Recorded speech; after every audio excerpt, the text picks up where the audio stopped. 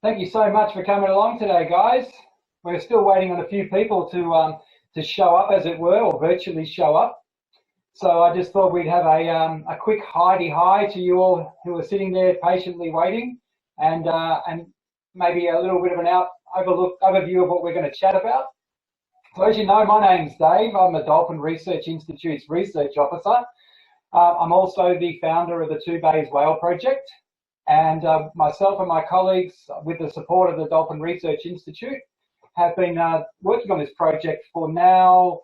We're up to our 6th year of working on the citizen science component, but we're also very fortunate to have a lot of information dating right back to 1980 now, as of today, we learnt. Since the first humpback whale entered Port Phillip Bay after the commercial whaling ceased. So we're pretty rich in information. We're a little bit behind in making that information available, but we do our best with what we've got. So hopefully today's talk, and it is just going to be a bit of a chat between us and you guys, and we hope that's going to be fun and informative. And if you have any questions throughout today's presentation, just write them down if you don't mind, and we'll address them all at the end. What we found last time was that people asked questions during the presentation, which is fine, except I already had the answers to those questions later in the presentation. So let's avoid that today and do it all at the end for any questions that aren't answered by myself or Jeff. So how are we looking, Jeff? Have we got a few people still waiting to come in, or are we mostly here? We've got 28. We had a record 105 people register, which is fantastic. And we've got new ones coming on I'll keep an eye on that as we go, Dave. If people want to just add, they can put in questions if they like on the chat window. And what we'll do is we'll go through and work through those as we go. Sounds great. Definitely do that, and we look forward to chatting at the end of the presentation, which won't be long, sort of 15 or 20 minutes or so. But with that, I think we might get underway. I usually have a look at everybody's backgrounds to see who's been creative, and I must say that today I'm not seeing what I've been seeing with the kids. I think it's the kids who have got the tech going on. I had to work on this, thanks to Jeff, but you'd be surprised. Some of these under 10s that we normally get through the school period have fantastic backgrounds. So I expect you all to work on that for next time. So, okay, with that, what we're going to do today is we're going to do a bit of a share screen. So I'm going to disappear. You might see me in the corner somewhere.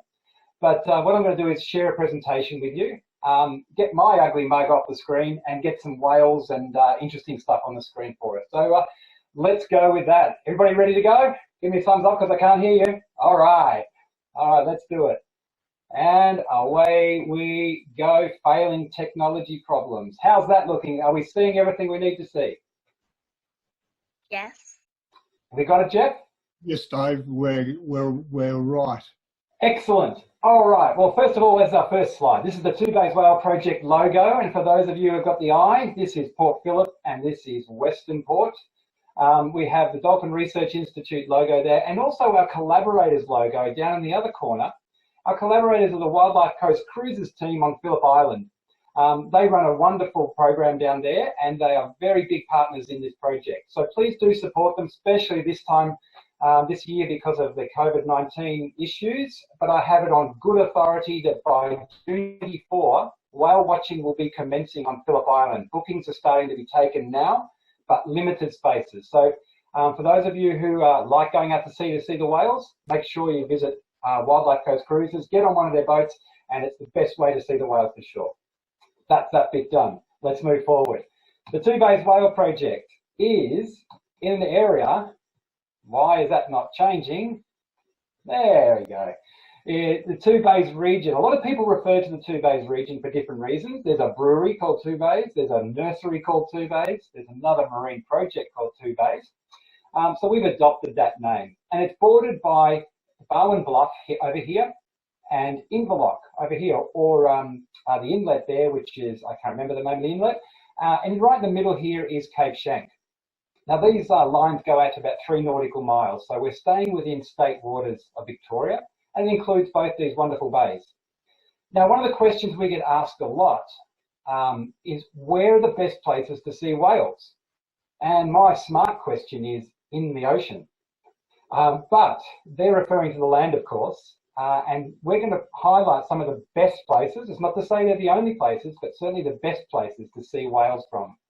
So we've identified Barwon Bluff on the far western side of our border, Point Lonsdale, Cape Shank, my favourite spot, the Nobbies on Phillip Island, a place called Pyramid Rock, which is also on Phillip Island, Anzacs, which is just a low-profile area where whales seem to sit in the bay here on Phillip Island before they head around Cape Willamette, and then right down here on Eagle's Nest, which is part of the Boonwurrung open coast, the Bass Coast there. Now, what all of these places have in common is, except for Anzacs, is that they are high ground. In other words, they're cliff tops. They're places where you can get a good view out to sea. Now, you can also see whales entering Port Phillip and Western Port, but they're not in these areas as commonly as they are on the open coast. So that's why we've identified the open coast locations. But occasionally you do see them coming through Port Phillip and usually up this area of the bay here as high as Mornington, and quite often they'll turn around and come back down. Sometimes they go all the way around the bay, who knows. And in Western Port, they quite often come around this area here and right up between French Island and Phillip Island, sometimes up the Northern Arm, but then they mostly turn around and go out again. They realise they can't get through to Queensland, so they go back out and start again. So there's some great places to go. Now, why do they come here? I'm sorry, what was that, Jeff? Why do they come here? Who knows the answer to that question, but what we do know about, this is humpback whales we're talking about at the moment with this question. They have a migratory path which leads them from the Antarctic feeding grounds all the way to the east coast of Queensland, where Queensland is. Also on the west coast of Australia, but we feel as though we're mostly east coast animals here. What we think is happening is these animals are feeding further west. So they're coming up, hitting Australia, turning right and going along the coast till they find the open coast to the east, and then they turn left and head to the north to their migratory destination, which is of course the calving grounds. So while they're here, sometimes they're feeding, but most of the time they're just traveling through. So if you go out and you see a whale, it'll probably just pass you by from right to left. And then of course the reverse is true when they come back down to the south. Moving on to the next thing we have in line is, well, how do I spot a whale? It's all very well to get up there and sit on the cliff tops and have a look out to sea, but if you don't know how to look for a whale, there's not a lot of point. So what we've advised you today already is stand on the cliff tops. This is Pyramid Rock, an area just on the where we showed you before on Phillip Island. The other thing you can do is get on the boats, and this is a photo taken from the Wildlife Coast Cruises vessel, the Casey Lee, by my friend Nicola Peters. So as you can see, people cramming the front of the boat, they're getting good close views of the whales, and also people up on the land-based stations who are probably seeing more whales, but just further away. So if you're on the cliff tops, the things that you're going to need to take with you to make viewing easier, and this will become apparent later, is binoculars. 7x50 binoculars are really good, but any binoculars will do the job. A camera. Now, a camera is useful because when you're a good citizen scientist, you share photos with us scientists, and we need your photos. At least one, even bad ones are good. And then, of course, you have to have your whale guide and some lovely warm clothes, because whale season for Victoria is winter. So we find that getting out on those cliff tops or even out on the boats can be a pretty cold affair. So if you remember those 4 things, you don't have to have a whale guide, but it's handy. Warm clothes, a camera, even a phone camera is fine, and a pair of binoculars. I think you're in good stead. Get yourself to some high ground or get yourself onto a boat. But please, rather than use your own boats and chase whales around, use one of the licensed operators. There are a couple in Port Phillip that go outside the heads in small boats. But if you're looking for comfort and you're looking for a good opportunity and very high sighting rates, in other words, a good chance to see whales, use the Casey Lee or the Wildlife Coast Cruises vessels. Please don't chase whales on your boat. And if you do happen to see a whale while you're driving a boat around, try and remain about 200 meters away from that animal and don't get in its pathway. Thank you. Here's our next slide. This is what you expect if you go looking for whales along our coastlines. Now, the first thing that's obvious here is we're not seeing these beautiful big bodies up close, which is what everybody's photos tell you and show you.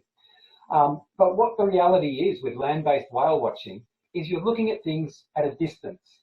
Now, most of the time they're going to be somewhere between 500 meters and maybe a few kilometers, depending on how good your eye is. A lot of people see whales going along the Mornington Peninsula back beaches at a distance of about 1,000 meters. And these photos here, particularly this one here and this one here, were taken from the Mornington Peninsula vantage points, and they were about 1 kilometre out. This one here is inside the bay and was taken by the staff on the ferry that crosses Port Phillip, the Sea Roads ferry. And this photo here is of a whale passing by Pyramid Rock. Now, the good thing about going to headlands versus just the normal open coast is headlands stick out into the ocean a bit. This means that the chances are the whales are going to pass a bit closer. So if you were thinking about going to, say, number 16 beach or Cunha Beach on the Mornington Peninsula, but you also could go to Cape Schanck, I'd suggest you go to Cape Schanck. They pass very, very close by Cape Schanck. The other places a little further offshore. You can get lucky though. So what does it look like? That's the wrong slide, but that's all right. We'll skip to this one. So the question is, when do I go and look? Now, the best time to go and look is when the whales are likely to be there, of course. And that's this time of year. That is now. But other things are important to consider as well. Are you going to be able to see if it's raining, if it's really windy, if there's mist? What you want is nice light wind days, hopefully some sunshine to keep you a bit warm and to put some light on the animals, and some low swell. With those things in line, you're going to have a really good chance of seeing whales if you're out in those cliff tops anytime from mid-June through to about start of August. That's along the Mornington Peninsula and Phillip Island. So if you remember those few things, you're in a really good spot. And we can help you with these things as time goes on. You can just send us messages via our Facebook page at 2 Bays Whale Project or at the Dolphin Research Institute. More than happy to share that information. This is a humpback whale's pectoral fin, and the location is Point Lonsdale inside Port Phillip Bay. This particular animal came close to a friend's boat. He operates a tour, and we're very, very fortunate to get a nice close pass. Now, interestingly, that pectoral fin that you see there, we can tell a whale's size just by the size of that pectoral fin. The way we do that is the pectoral fin is around about 1/3 of the total body length of the animal that it belongs to. So in this case, we're looking at probably somewhere along the lines of a 4-metre pectoral fin. That means we're looking at about a 12-metre animal. Typical sort of size, 10 to 12 metres here and around Western Port and Port Phillip, particularly early in the season when the sub-adults are coming through. Sub-adults are teenagers, younger animals. They do grow to a length of about 15 or 16 metres. Now, we also have southern right whales. We haven't talked about them very much, but they're more associated with the west coast. But we do see them around Phillip Island and sometimes inside Port Phillip and Western Port Bay. But we're not going to do species ID today. We're just going to tell you a little bit about how to spot whales, when to spot whales, and where to spot whales. So the reality is, looking at the coast, this is number 16 beach. This photo was taken by one of our citizen scientists, Beck Holder, who's been a great supporter of our project over the last couple of years. And what you might see there is, well, what are we looking at? And I think, well, you're looking at a whale, believe it or not. This is the reality of what it's like to watch whales from our coastline. And the whale is just there, in case you couldn't see it. Now, you might say to yourself when you look at that photo, I'm not going to bother sharing that with the project because it doesn't show anything. Well, haha, it does show a lot. It shows me that you did see a whale. If you didn't submit that photo, I'd be maybe having to trust you, which is not a bad thing, of course, but certainly we wouldn't have the proof. So if you've got a photo like that, which you might think is bad, we actually think it's good. So please do send them in. And what else can you do to help us with our project? Well, the best thing you can do is get onto PodWatch. Now, I'm going to leave the website up there for a bit so you guys can write down that address. Now, that is what we call a web-based application. It's like an app in the sense that it operates in the same way as any regular app does. The good news is you don't have to pay for it. It's not going to use up your data. You don't have to update it every time you get a new phone. You don't have to install updates because the website says so. It's merely a link that you grab from our web page, and that's the web page right there you can see, and save it to your home screen, just like any sort of icon. Anything you have, Facebook, your emails, whatever it is, you can do the same with PodWatch. And then it's there on your phone, ready to go. Now, who would be interested in seeing how to do it? I can't see many of you, but just Lisa, can you give me a thumbs up? There you go, I can see a Lisa. All right, so how do we do it? I'm going to share my screen with you, if I can just find out where it's gone. And here it is. This is how we report a sighting on PodWatch. And think about how quick this is. Okay, Lisa, thumbs up if you can see report sightings. Thank you, Lisa. You're a great helper. All right, so this is our landing page for reporting a sighting. You can see our acknowledgements and so forth. We're interested in dolphins and whales, particularly whales at this time of year. But you've got a choice of icons. What did you see? Bottlenose dolphin, common dolphin. Did you know what sort of dolphin? No, doesn't matter. Just put that one. Humpback whale, southern right whale, killer whale. These are the three species we see most of in the Two Bays region. We also do see blue whales from time to time and minke whales, but they're far less common. And of course, you've got unknown whales. So if you can't quite tell what it is, like Beck Holder's photo from before, you just put unknown whale, and we'll work the rest out.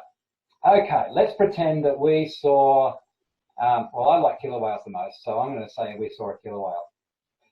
The next thing we want to know is, how many did you see? And we've got these wonderful little arrows, which you just scroll up and down and say, well, it looked like 4. That'll do.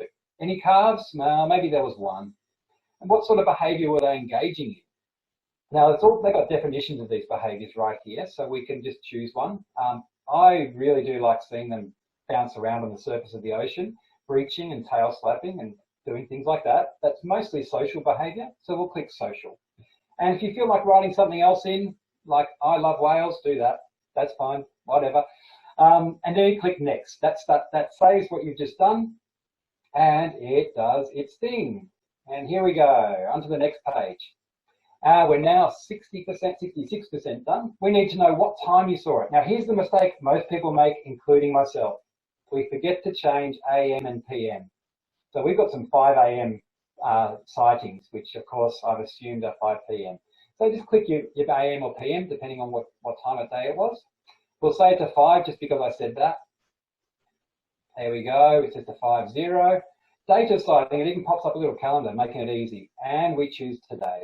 How's that? Oh, no, we don't. We choose the 20th of April. Oh, well, there you go. Something different.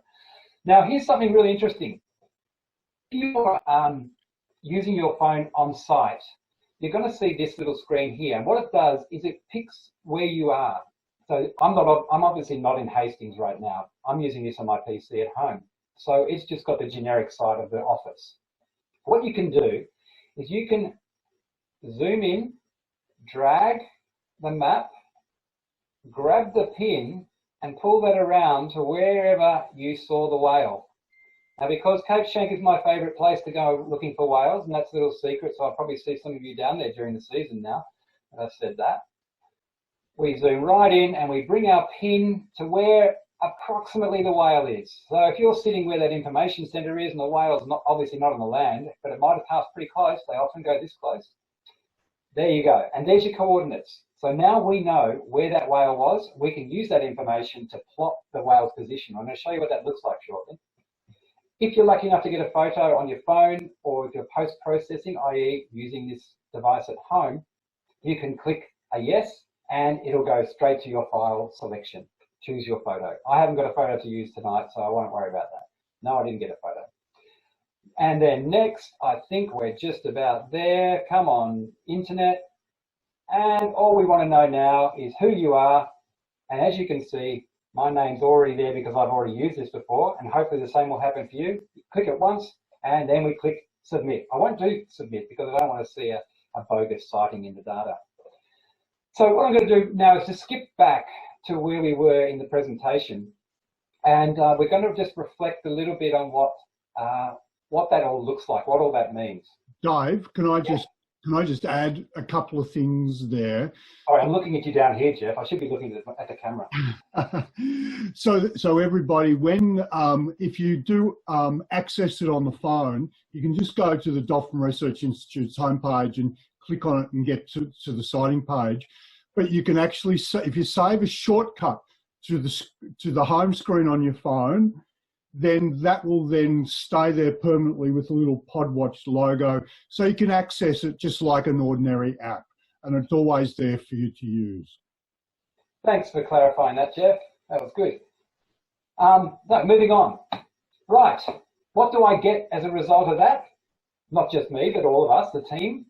We get something that looks like this. This is a CSV file. This is all the information that we just plugged into PodWatch and that you're going to plug into PodWatch, please, during the season. And it looks a bit like this. It's a lot of numbers, there's a lot of columns. It looks a little bit messy. Once we've had a look at it, we fix it up, we grab all this information, we make it look like this. And these are the data from last year. So you can see it's just a snapshot of the data, of course. We can see all the information that you plugged into that system, and we put into columns that now we can read, and our GIS systems can read when we're plotting where these positions are. So that looks a lot better than the stuff at the top. Now what you see in return, because you don't see any of this, is you see things like this. A nice written report, and you can download last year's report from the Dolphin Research Institute website if you like. It's free, it's a PDF. It's got all the information that's relevant to knowing what happened through the season, including emergencies like strandings and entanglements, and what everybody else saw. And you can see your own contributions there. I mentioned GIS, and GIS is a way of showing or visualizing what things look like when we've got positions, coordinates, which are laid out on the globe. And we can use this information and plot it onto a map and produce these pretty pictures which say, okay, where should I look for whales and dolphins, or for whales in this case? And you look where the most dots are. That's the highest density of sightings. So the more dots there are, the more sightings have been recorded in that location. It's a great method. It's a great way of visualizing a whole year's worth of information. And we can do this over tens of years if we want to. And that's it. That is it. I hope that gives you enough information and motivation to go out there and look for whales, hopefully be very successful at it, and be able to collect information that's shareable with us. Because we'd love to be able to produce a 2020 report, which looks a little bit like that 2019 report. And it's up to you guys, really. We can't be out there all the time.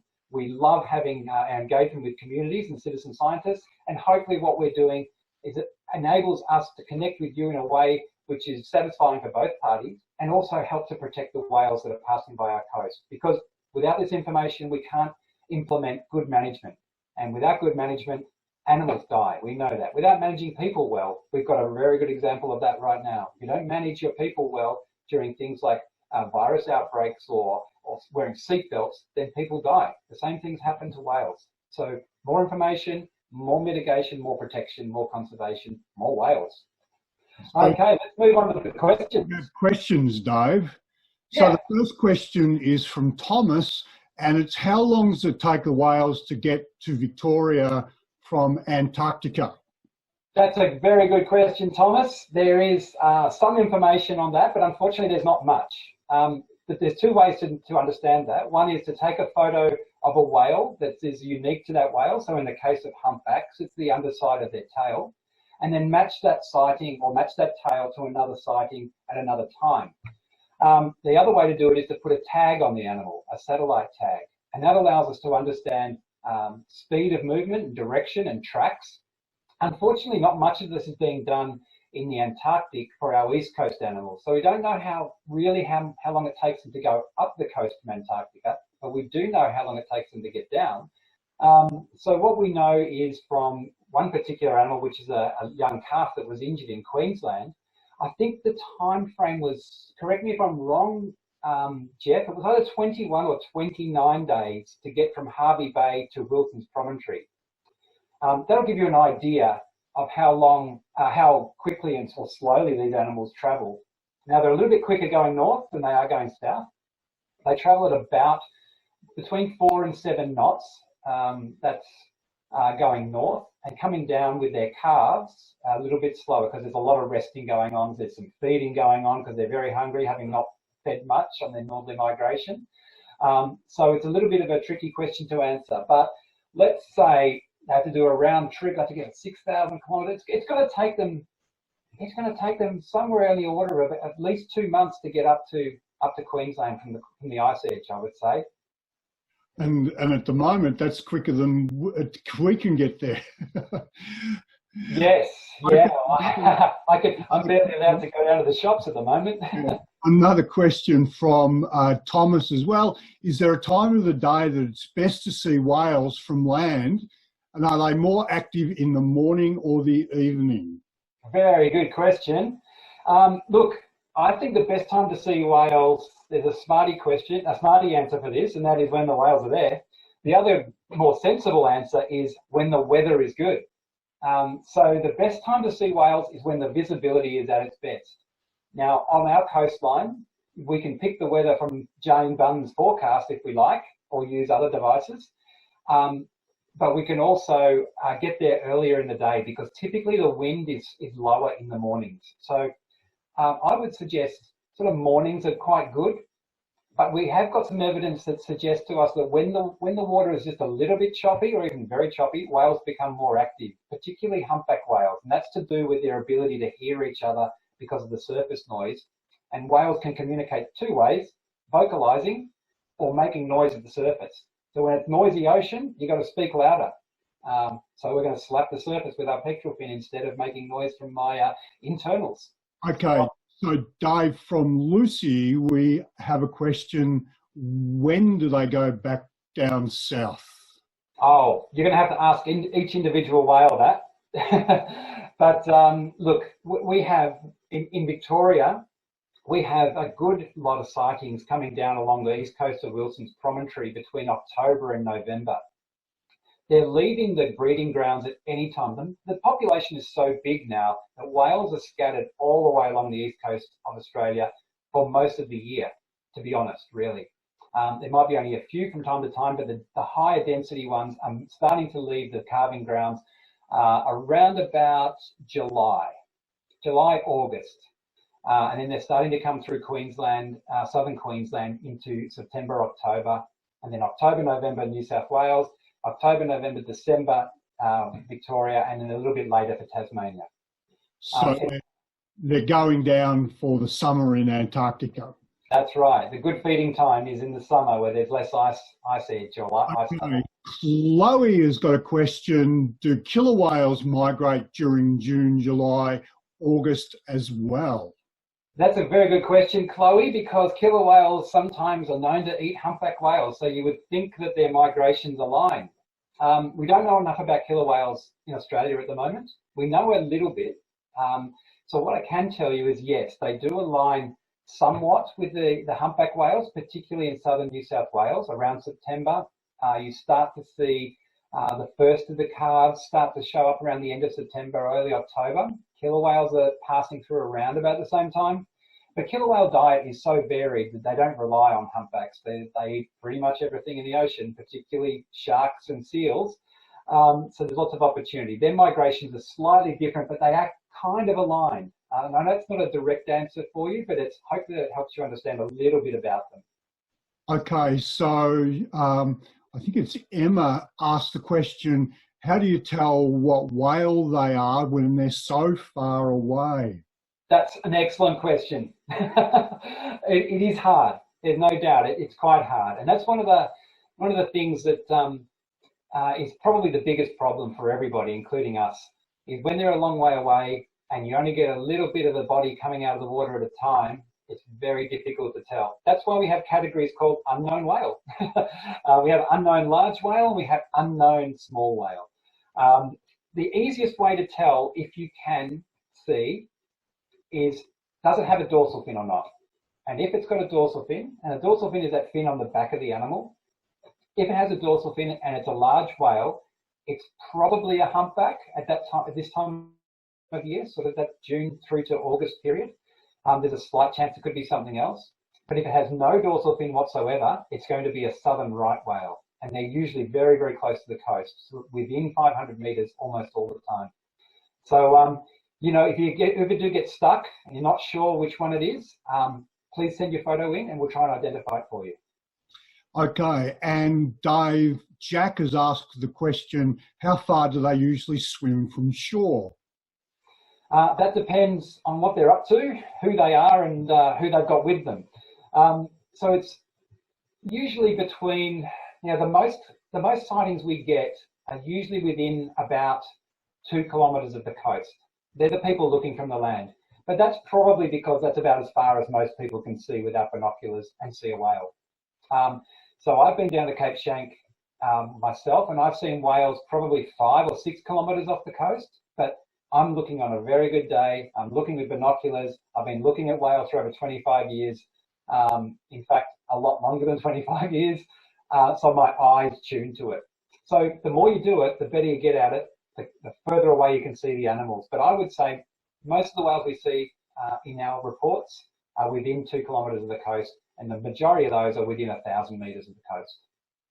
And Dave, I can vouch for the fact that you can see whales and dolphins that other people can't see as well. I make them all up to satisfy my needs. All right, now Thomas has asked a question, do they travel up to Queensland to breed or give birth or both? So humpback whales are the ones that are going to Queensland. The odd southern right whale does, but typically it's just the humpbacks heading up there for breeding season. They're going up there to calve. Now they can calve anywhere, anytime. It's just like us. You think you're going to have a baby in August, but you end up having a baby in July. It's just the way nature works sometimes. But yes, they can potentially have them all the way up the coast, and they have had calves in Victoria. We've got photos of them. In fact, I saw one myself off Cape Woolamai a couple of years ago, tiny, tiny calf. And yes, they're having their calves up there. There's also what we believe is mating behaviour. No one's actually witnessed mating, but it's likely that it does happen on those locations because the gestation's around about 12 months, 10, 12 months. So that, again, that can happen anywhere. But things are well timed for migratory animals. They migrate for a reason, and it's the earth that's giving them these clues about when it's time to go. The water starts to get cold, the moon changes, the krill goes, the water starts to warm up, and it's all right, that's time to go. We need to migrate now. And we're starting to see lots of patterns changing, aren't we, Dave? Yes, we indeed are. I mean, you know, this is in a whole other presentation, but, you know, in 1984, there was one sighting of 3 whales, and that was it for many, many years. It's humpbacks in Port Phillip. We're now seeing them most days. I can see one of our best sighting people on the screen here right now. I won't embarrass you, Tori, but some people who spend a lot of time looking are seeing whales pretty much every time they go out there and look, and sometimes multiple times a day. So things are changing. We're seeing feeding down here we never saw before, mating behaviour that we've, when we say mating behaviour, the courtship behaviour. We also heard singing just outside Port Phillip Heads. We've got recordings of underwater sounds, including humpback whale song. So things are definitely changing compared to a few years ago, even only sort of 5 or 10 years ago. Okay, Dave, what looks like our last question is from Suzanne. And has Migaloo, the white humpback, been seen in Victoria? That's a good question.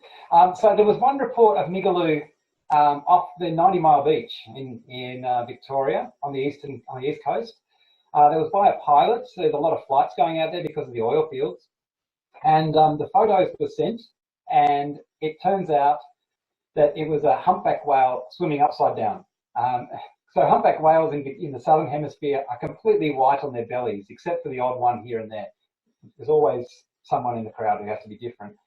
But they're pretty much all white, whereas in the northern hemisphere, they're all black. Now, that sighting was proven to be wrong, and there has been no other sightings that suggest a white whale other than one that came in fairly recently, which hasn't been validated. But Migaloo has been sighted migrating through New Zealand, through the Cook Strait, and never been sighted further south than Sydney, I believe it is. It might be slightly south of Sydney. It actually is a little bit south of Sydney. Never been sighted at a place called Eden, where I work a bit. Never been sighted on the Victorian coast, never been sighted on the Tasmanian coast. That says to us that Migaloo's migration corridor is probably aligned with New Zealand, and then he cuts across the Tasman Sea to the Australian east coast. So unfortunately, we probably are going to miss out on seeing Migaloo. He's starting to get a bit long in the tooth these days, so he may not be around forever, of course, but that doesn't matter. All whales are beautiful, and if we're worried about what colour they are, then we probably shouldn't be whale watching. We should be thinking about other things. So yeah, every whale is special, and let's focus on the ones we do see in Victoria. But Migaloo is a great story, I suppose. Okay, and Dave, we've got another question from Chloe, who obviously is a big fan of whales, and that's about is there a possibility for the Island Whale Festival hosting some online info sessions? And look, I might. You're covering up your thing, but look, I might step in here and say, without doubt, we will be pulling some things together. Yeah. It's a terrible shame that the festivals had to be pulled because of the virus, but we will certainly pull some more of these little conversations together to help celebrate the whales and help people understand what's going on. Absolutely. We could have our own little festival down at Cape Shank one day, huh? Okay. Tremendous. Okay, well, look, I think it's probably time for everyone to go and have their tea. Thank you so much for participating and showing your interest. Just by way of housekeeping, when you've registered, your emails are obviously registered with you. I'll just make sure that to reinforce that your privacy is incredibly important to us, and we don't share those emails with anybody. We will add you to a list to say, make sure you hear about when we've got more of these things going on. And if you wish to come off that list and stop getting them, you can easily do that at the bottom of the emails. But look, thank you so much for participating. Thank you, Dave. Thanks to the whales that turned up last weekend. Yeah. And, keep our fingers crossed for this weekend. Oh, look, it's coming to one of those times where people are going to get on the cliffs, and we've seen that there's been a few in the West Coast, and they're no doubt not far away. So please remember to be safe out there, guys. Follow all those COVID regulations and recommendations before you tootle on out to the cliffs or onto boats. And support local communities, support John and the Wildlife Coast Cruises team. They're looking forward to having you on board after June 24.